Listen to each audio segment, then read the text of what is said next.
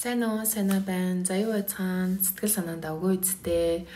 За энэ удаагийн ярилцлага бичлэгээрээ би bipolar disorder буюу монголоор хоёр туйл дэмгэг гэсэн сэтгэл зүйн нэгэн том эмгэгийг болол ярилцахаар шийдлээ. Яагаад тэгэхээр хэдүүлээ өмнө сэтгэл готрал гэж бичлэг хийсэн. Санаа зовлон буюу anxiety гэж хийсэн. Тэгэнгүүт яг энэ дэлхийн нийтээрээ ер нь хамгийн өргөн тохиолддог тийм гурван сэтгэл зүйн эмгэгийн нэгд нь болохоор энэ bipolar disorder буюу хоёр туйлд эмгэг гэсэн эмгэг маань ороо явд юм байна.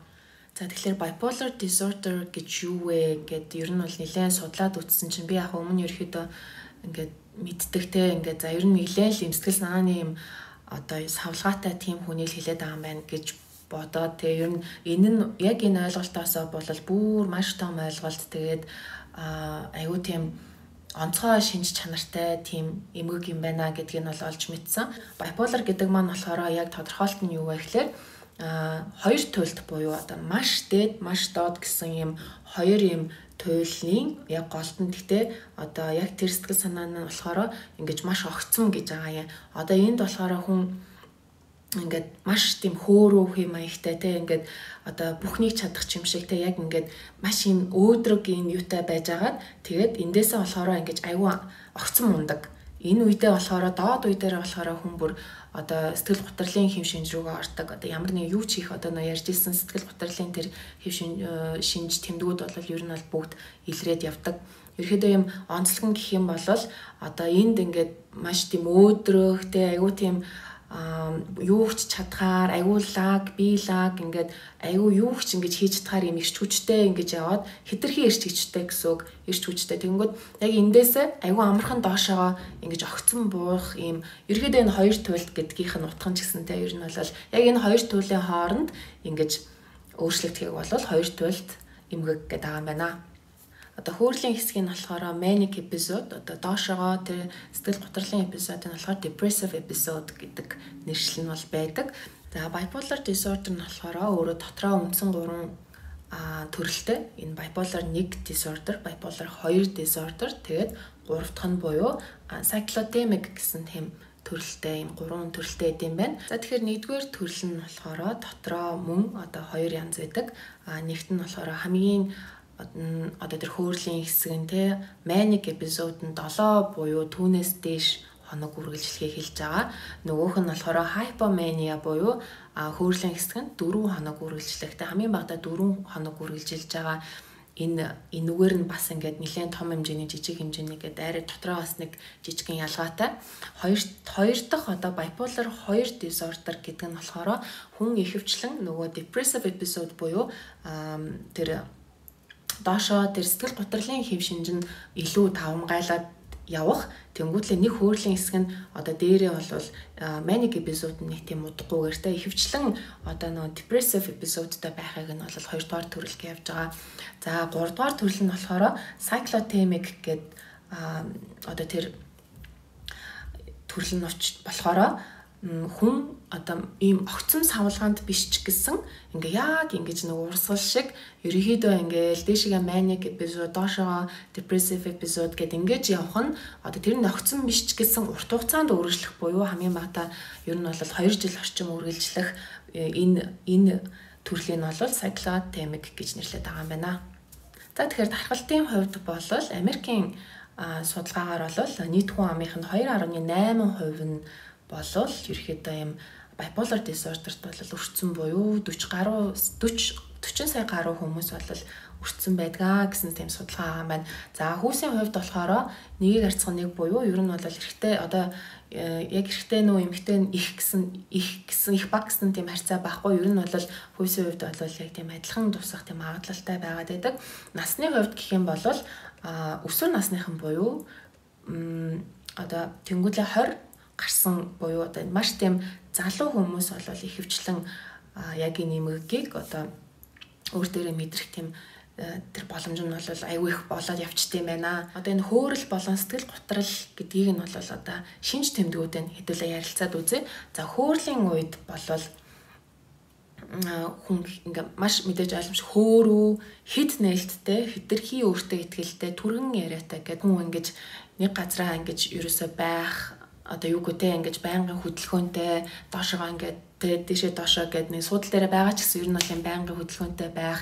Тэгээд аюу өөртөө ихтэй ингээд маш түргэн яриатай. Яг энэ түргэн яриа гэдэг нь болохоор аюу тийм бас анзаармаар юм бэлээ. Ер нь бол хамгийн нийтлэг шинж тэмдэг нь байдаг. За тэгэхээр хоёр дахь шинж тэмдэг болохоор хит бие тоож заримдаа баян ихийг бүтээсэн бүтээлч эрх мэдэлтэй мэтэр дэмэрэх гэж одоо dimensia гэж ярьдаг шүү дээ. Одоо нэгсэндээ тийм жоохон өөрийгөө юм төсөөллийн тийм байдалд оруулах. Тэгээ ер нь би ч гэсэн ингээ bipolarтай хүмүүсийг ингээд ер нь сонсоод ахнаа ч юм уу те ингээд миний ингээ бас харьцажсэн хүмүүсээс гэхээр ер нь юм бусдыгаа хав ойрхон хүмүүс аягүй доош нь хийдэг те тэр дундаа ингэж аягүй өөрийгөө төвөөлөх дуртай би ингэж одоо нэгсэндээ хажуу хайрандаа бол аягүй тийм сөрөг хүмүүс болоо явцдаг нэг аягүй их доош нь хийдэг те хажууд байгаа хүнээ гэр бүл найз нөхдөд болол тэр дундаа би бол хамгийн том хамгийн мундаг гэдэргээд нэгсэндээ тэр нөгөө юм төсөөллийн тэр dimension тэр хэсэг нь бол маш тийм хүчтэй илэрдэг тийм шинж тэмдэг байгаа. Гурав дахь шинж тэмдэг бол маш олон шин санаанууд орж ирдэг. Яг тийм хүмүүст бол ингэж байнгын бодол, те шин санаа байнгын орж ирнэ. Тэгэл тэрийг ингэж хүнд дандаа танилцуулах, одоо хүнд тулгангах, те тулган шаардах маягийн бас нэг тийм юунууд бас болоод байдаг. Тэгэхээр ер нь бол хэрэг эргэн тойронд чинь те ингээд байнгын нэг юм шин санаа орж ирдэг. Яг тийм ингээд итгэвтэй тийм үе дээрээ бас тийм хүмүүс байх юм бол тэ тэрийг голн гэтээ ингэж окей тэ шин санаа мэдээж орж ирэн гэтээ ингэж маш хажууд хүндээ ингэж айгүй шаардлага тавьдаг яг ингэж шаарддаг нэгсэндээ жоохон тийм сэтгэл санаагаар айгүй тийм төрөнгийн болоод ирэх юм бол бас нэг шинж тэмдэг болоо явчихсан юм байна. Маш их ирч хүчтэй болдог. Тэгэхээр бүр хаанаас нь гараад байгаа юм бэ гэмээр юм ирч хүчтэй тэ юм шинэлэгтэй юм болж байгаа ч гэсэн яг энэ ирч хүч нь нэг юмн дээр ерөөсө төвлөрөх тийм боломж өгдөггүй. Ерөөсө тийх чадвар нь айгүй муудсан байх те одоо тийм бас шинж тэмдэг байгаад байт юм байна.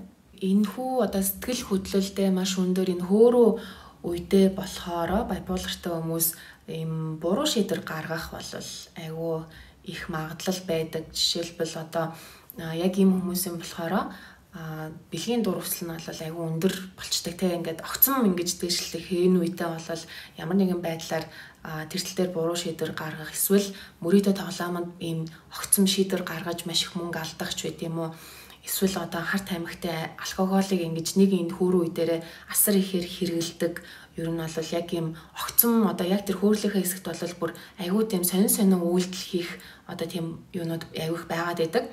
Жишээлбэл одоо маш хэрэгцээгүй те ямар ч хэрэгцээгүй юмыг айгүй өндөр сэтгэл хөдлөлтөөр худалдаж авах ч байт юм уу айгүй их мөнгө өрөх огцом одоо ямар нэгэн байдлаар шийдвэр гаргаж их мөнгө өрөх одоо тиймэрхүү бас шинж тэмдгүүд байдаг.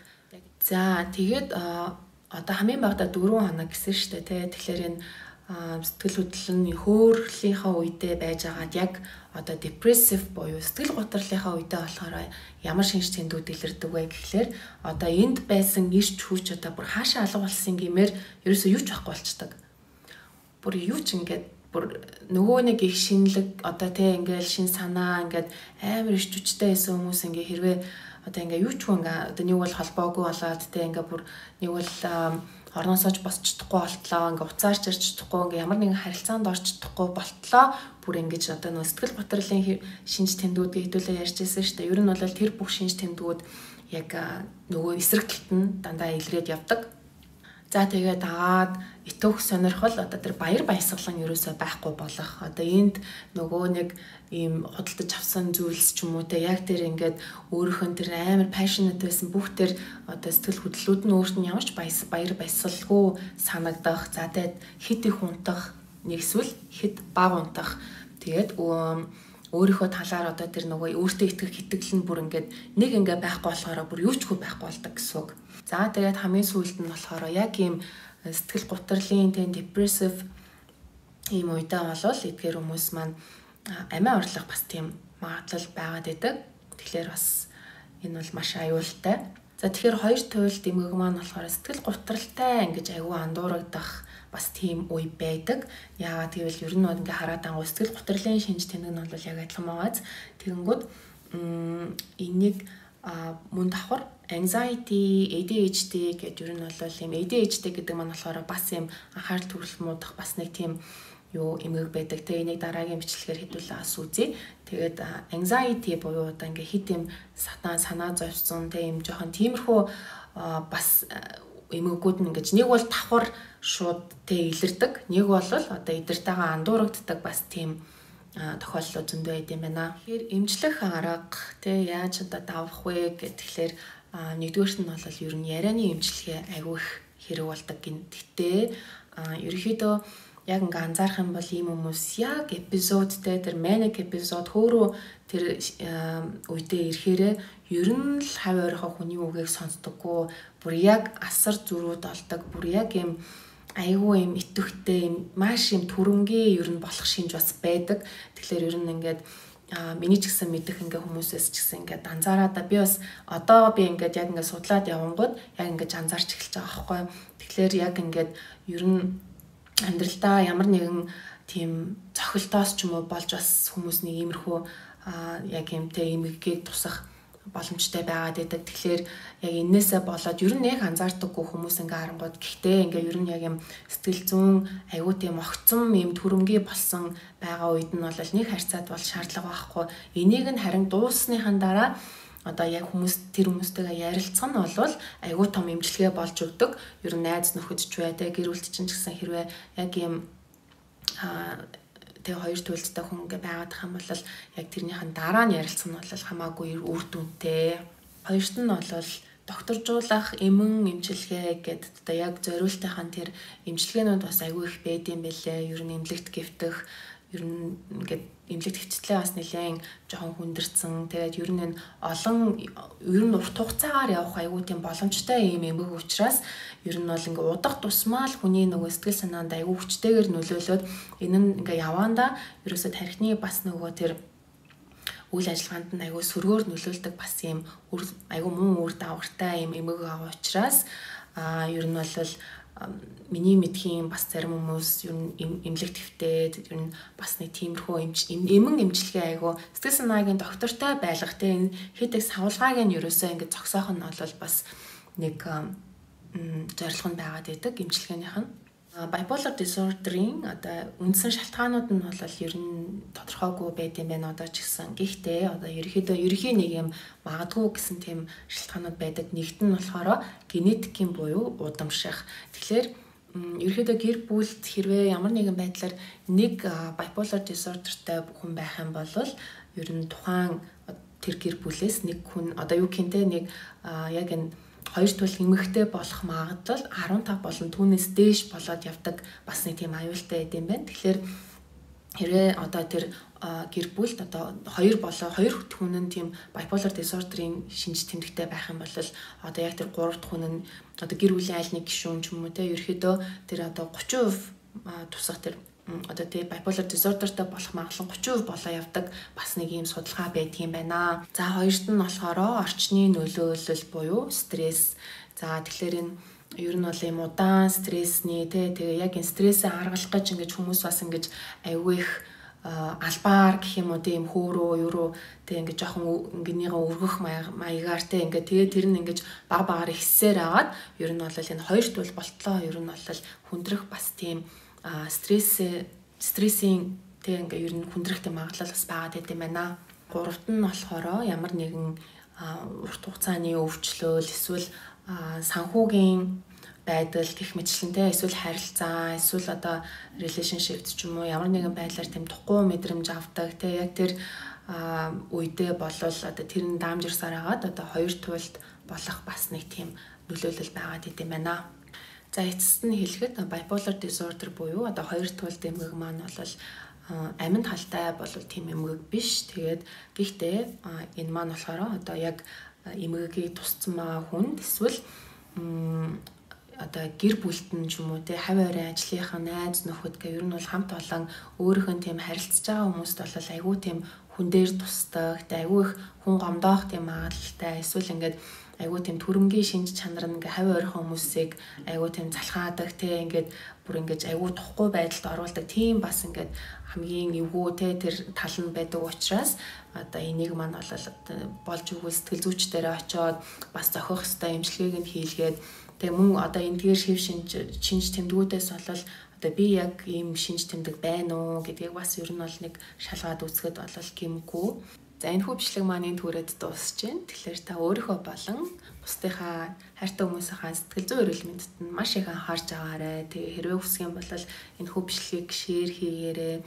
Тэгээд дараагийн бичлэгээрээ мөн одоо тий ярилцлагыг хүсэж байгаа тийм сэдв үү те сэтгэл зүйн асуудлууд байх юм бол мөн хуваалцаарай. Би өөрөө чадлаараа бас судалгаа хийгээд одоо та бүхэндээ танилцуулахад маш их баяртай байх болно. За тэгэхээр дараагийн бичлэг хүртэл түр баяртай.